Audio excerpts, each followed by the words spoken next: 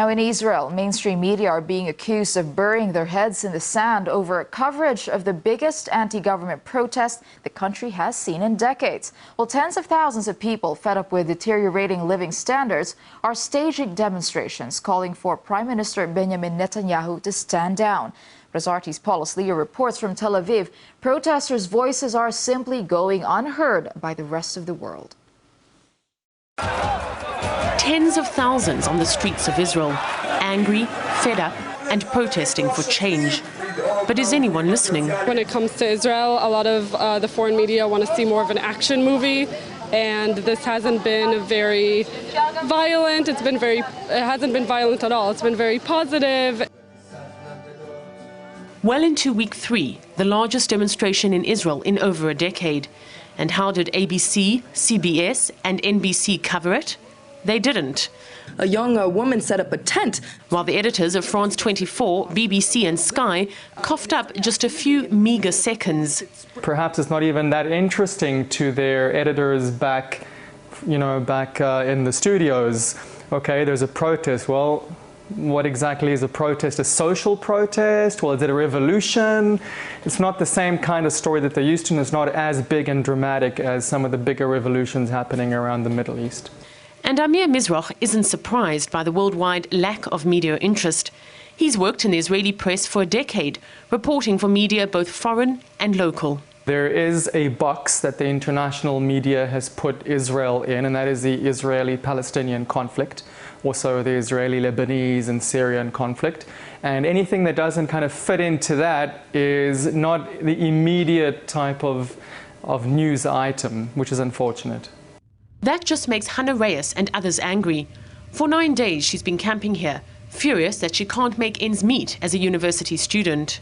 It makes me upset that when Egypt decided to stand up and say we've had enough, and when in Lebanon they decided to say we've had enough, the media was all over there. I haven't seen anyone from CNN or from Fox News or any other, big news channel here, and it's really sad. We also deserve a chance to be heard out. This street has been dubbed Tahrir Corner by some of the people here. An optimism perhaps that they too can bring down a government in the way their neighbours in Tahrir Square, Cairo did. But whereas the cameras there were rolling non-stop, here they're pretty absent. Paulus Leo, RT, Tel Aviv. Well, blogger Danny Schechter says that the reality of life in Israel often goes unnoticed because the country only attracts coverage for its role in conflicts. Many Americans think somehow the Israeli government is very popular. The leaders of Israel get a lot of attention in the American media. Israel is presented almost as a monolithic country when it's actually an extremely divided country. A massive protest of the kind we've seen in Israel about just the economic realities that people there are experiencing is something Americans have no understanding of because there's no context and no reporting. Israel is only reported in the context of its conflict with Iran or its conflict with Palestinians. The actual reality of life in Israel and what's happening to people there and how this right-wing government in Israel is handling the economy is something that we never really hear about whatsoever.